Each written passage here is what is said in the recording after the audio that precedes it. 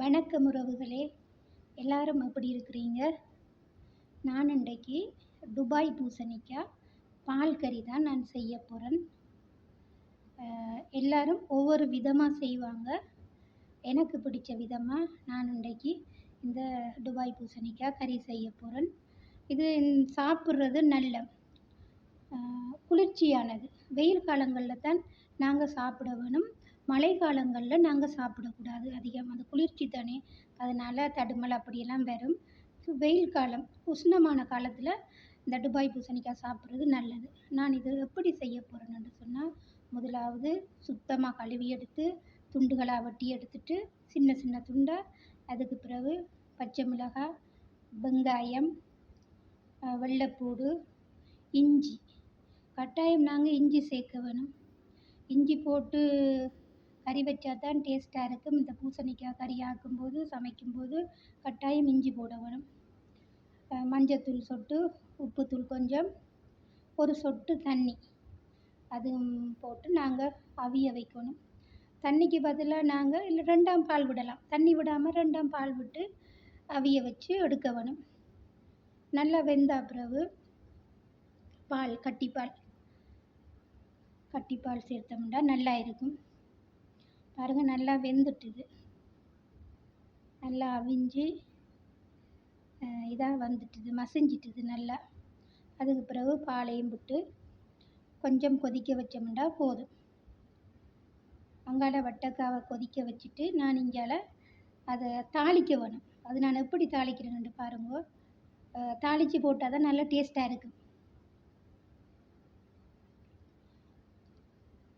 நான் இதுக்கு என்னென்ன சேர்த்துருக்கேன்னு சொன்னால், தாளிக்கிறதுக்கு கடுகு, நல்ல எண்ணெய் கொஞ்சம் நல்லா சூடாகின பிறகு தான் போடணும், அப்போ தான் பொரியும் டக்குண்டு. சின்ன சீரகம், கடுகு, சீரகம், கருவேப்பிலை, இஞ்சி, வெங்காயம் எல்லாம் போடணும். போட்டு எல்லாம் கொஞ்சம் நல்லா பொரிய விடணும். வட்டக்காய் கறி நாங்கள் தாளித்து ஊற்றினா தான் அதில் டேஸ்ட் அதிகமாக இருக்கும். விரும்பி சாப்பிடுவாங்க எல்லாரும். இந்த துபாய் பூசணிக்காய் கறி குடிப்பழக்கம் உள்ளவங்க, அந்த சிகரெட் அது இது பத்துறவங்க, புகைப்பிடிக்கிறவங்க, குடிப்பழக்கம் உள்ளவங்க இந்த கறி சாப்பிட்றது நல்லது. அப்படியானவங்க இந்த நுரையீரலுக்கு இந்த பாதிப்பு வராத மாதிரி இருக்குமாம்ன்ட்டு சொல்கிறாங்க. இந்த கறி சாப்பிட்றது நல்லதுன்னு சொல்லுவாங்க. அடுத்தது ஏடை குறைக்கிறவங்களும் நாங்கள் கஞ்சி மாதிரி இதை செஞ்சு அதையும் நாங்கள் யூஸ் பண்ணினோம்னு சொன்னால் ஏடை குறைகிறதுக்கும் இந்த துபாய் பூசணிக்காய் கஞ்சி நல்லமாம். பிடிச்சவங்க கஞ்சின்னு செஞ்சு சாப்பிட்டு பாருங்கள். நான் செய்து சாப்பிட்ருக்கேன், நல்லா இருக்கும். பாருங்கள், இந்த தாளித்து விட்டுருக்குறேன், நல்ல டேஸ்ட்டாக இருக்கும். இந்த தாளித்து ஊற்றினா தான் கறி டேஸ்ட்டாக இருக்கும்.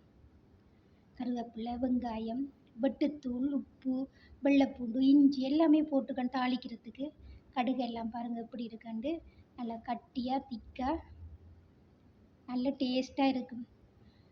என்னது, இந்த துபாய் பூசணிக்காவோட மரவள்ளி கிழங்கும் சேர்த்து சமைப்பாங்க, நல்லா இருக்கும்.